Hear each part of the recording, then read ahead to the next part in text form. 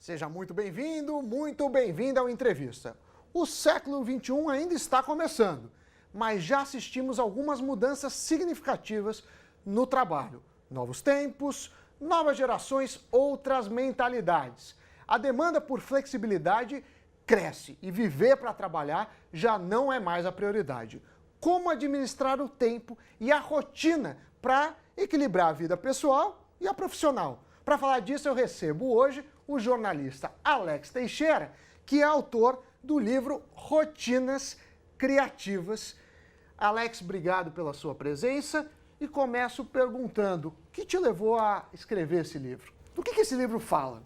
Cara, o que me motivou a escrever esse livro é uma curiosidade quase voyeurística que eu tenho de entender como é que tem aquelas pessoas que conseguem conciliar trabalhos duros, trabalhos instigantes e ao mesmo tempo vidas mais saudáveis, com mais propósito e de preferência mais divertidas. Eu tenho grande curiosidade de saber como as pessoas vivem e trabalham. E eu passei 1 ano e pouco entrevistando pessoas que são realizadoras, têm histórias de sucesso para contar e que têm vidas muito interessantes, muito legais, que a gente às vezes inveja no bom sentido. Daí nasceu esse livro, que é um livro que tenta discutir como que a gente consegue fazer as coisas que a gente precisa fazer no trabalho de um jeito bem feito e rápido, para que a gente possa fazer as outras coisas que a gente gosta de fazer da vida. Talvez a geração passada, ou 2 gerações atrás, as pessoas tinham orgulho de falar que são workaholics. Eu trabalho muito, olha, meu chefe é duro, eu fico 14, 16 horas no escritório. Não é mais assim, né? Para muita gente ainda é, mas só que isso ficou feio, ficou ruim. Já não é mais um estilo de vida que as pessoas se orgulhem. Eu me lembro quando eu comecei no jornalismo econômico de negócios, as pessoas se orgulhavam de um estilo de vida workaholic. As pessoas diziam, meu nome é trabalho, o que me importa é o resultado do meu trabalho e eu estou disposto a sacrificar todas as outras dimensões da minha vida em nome desse trabalho. O que eu estou identificando nesse livro e tentei retratar é uma geração pós-workaholic. Uma geração que pensa um pouco diferente. É gente que diz, eu amo o meu trabalho, é parte da minha identidade, mas eu não estou disposto a sacrificar os meus outros papéis na minha vida, na minha sociedade. E o que é uma rotina criativa? O que é uma definição? Para as pessoas que querem. Eu quero ter uma rotina criativa, eu quero ter uma vida melhor. Qual a dica? Como que a pessoa passa a ter uma rotina criativa? Primeiro eu vou te dizer o seguinte, tem um subtítulo nesse livro que é um anti-manual de gestão do tempo para a geração pós-workaholic. Eu não acredito numa teoria única da produtividade e da criatividade. Um conceito que eu trago nesse livro é o conceito de estilos pessoais de produtividade, que é uma tentativa de personalizar aquilo que os antigos gurus de gestão do tempo falavam. Tem uma ferramenta que eu acho legal a gente conhecer, talvez utilizar, que é o que eu chamo de design de rotinas. É como se a gente pudesse desmontar o nosso cotidiano e olhar com uma lupa para cada um dos componentes da nossa vida. As nossas tarefas, os nossos interesses pessoais, as nossas obrigações e ver se está tudo encaixado da melhor maneira possível.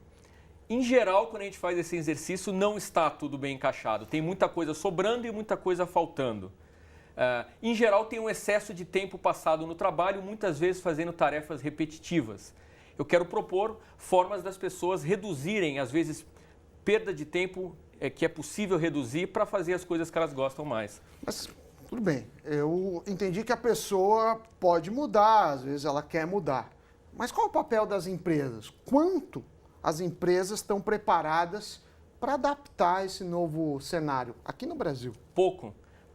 A maior parte das empresas reclama dessa geração Y, por exemplo, que chega com uma série de ideias novas em relação ao trabalho e que talvez não queira viver como seus pais e como seus avós viveram a relação com o trabalho.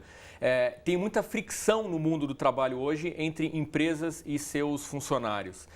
As empresas mais atentas a essa mudança no tempo e a mudança no espírito do tempo que a gente está vivendo estão começando a se preocupar com o que eu chamo de rotinas coletivas.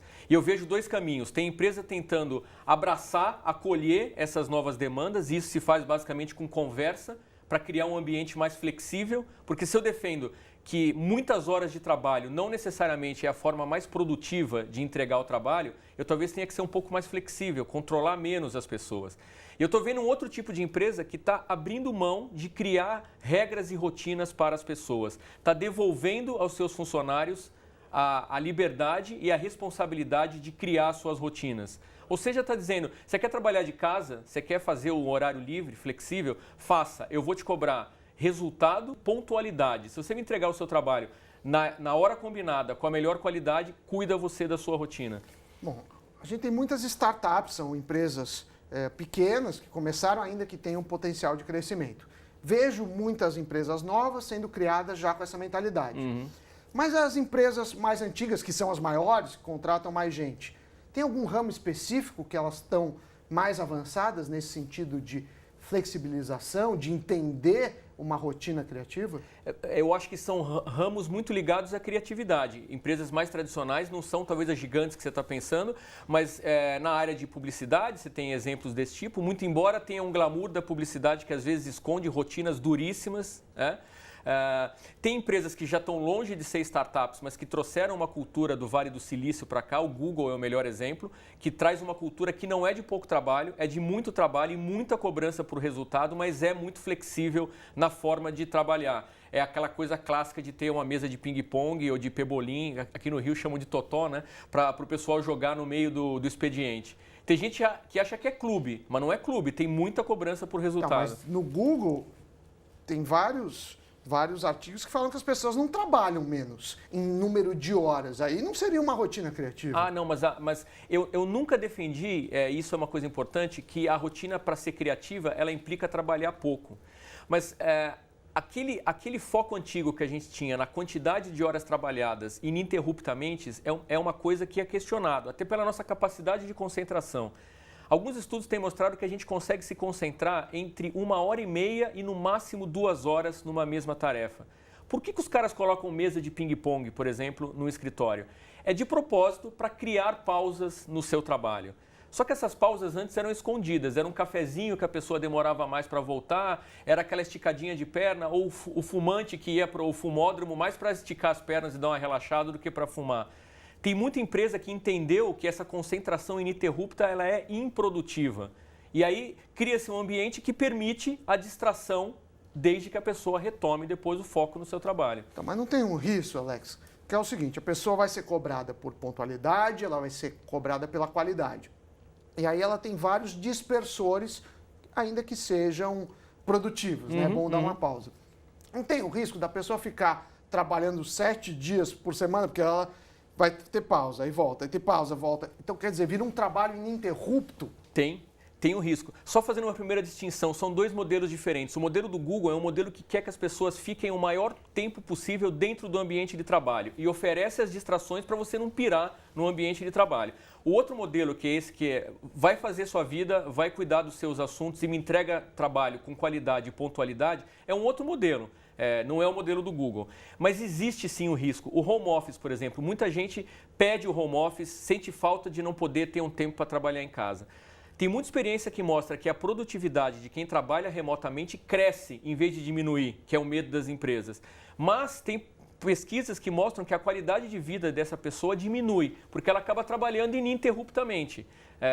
Tem uma responsabilidade que é pessoal e intransferível pela gestão das nossas rotinas. Eu acho que as empresas podem fazer muito para possibilitar que a gente crie rotinas criativas.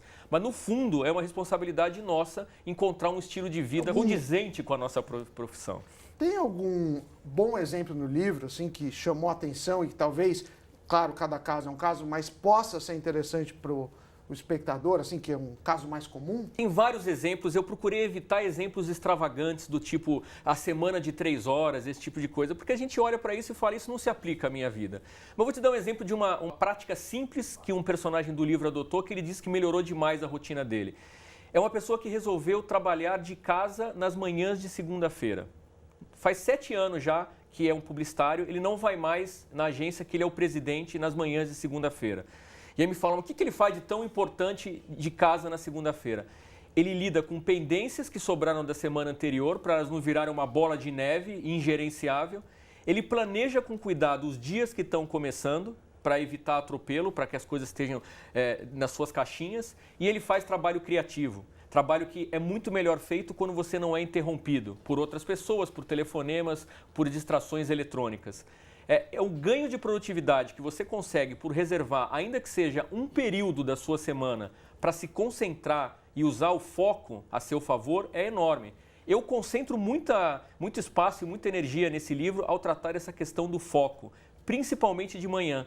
Eu trabalho com o conceito de manhãs criativas, porque tem vários estudos que mostram que a gente tem um pico de criatividade no período da manhã. Você sabe que eu estudo piano há muitos anos, amador, claro, mas sempre falam que é melhor estudar de manhã porque nosso cérebro está mais apto. Mas você falou desse caso que ele é um presidente.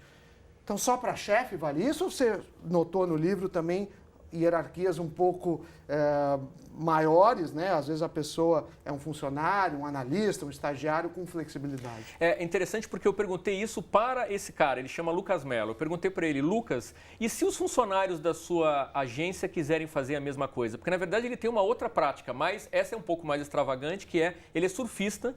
E de tempos em tempos ele mata uma manhã de trabalho, num dia útil, para ir pegar onda. Passa a manhã inteira surfando, volta na hora do almoço, retoma o seu trabalho. Eu falei, e se os seus funcionários quiserem trabalhar de casa um dia, ou quem sabe matar um dia de trabalho, uma manhã de trabalho para pegar onda ou para fazer sei lá o que eles queiram fazer? Ele me disse, a gente está aberto a isso, a orientação para os gestores é gerenciem essas demandas, não reprimam essas demandas, mas ele disse que tem uma coisa fundamental para que isso funcione no ambiente corporativo. As pessoas precisam ter senso de responsabilidade e precisam saber lidar com autonomia. E aí, de novo, é uma responsabilidade muito do funcionário, do trabalhador. Porque a gente não é preparado para lidar com a autonomia. Desde que a gente é pequeno em casa, com os nossos pais, depois os professores na escola, depois os nossos chefes, a gente é treinado para ser obediente, para receber uma tarefa e um horário para começar e terminar esse trabalho. Desenvolver autonomia é um dos desafios grandes desse pós-workaholic. Nesse sentido, a terceirização vai mudar essa autonomia? Você vê que ela vai ajudar as pessoas a terem rotinas melhores? Não faz diferença? Não, eu acho que pode fazer diferença para o bem e para o mal. O Brasil é um país tão complexo e de realidades socioeconômicas tão distintas que é difícil a gente dar uma resposta geral. Eu acho que ela tem um lado positivo do ponto de vista de rotinas, que é admitir que existem novas formas de emprego que não são as convencionais. Parte disso é terceirização.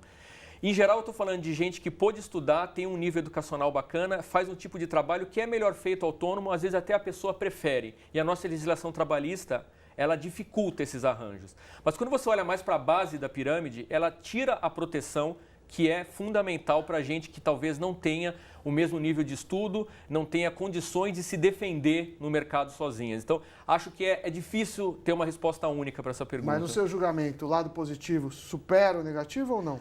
Não tenho essa convicção. Não sei dizer. Ok, Alex. Muito obrigado pela entrevista, pela sua presença.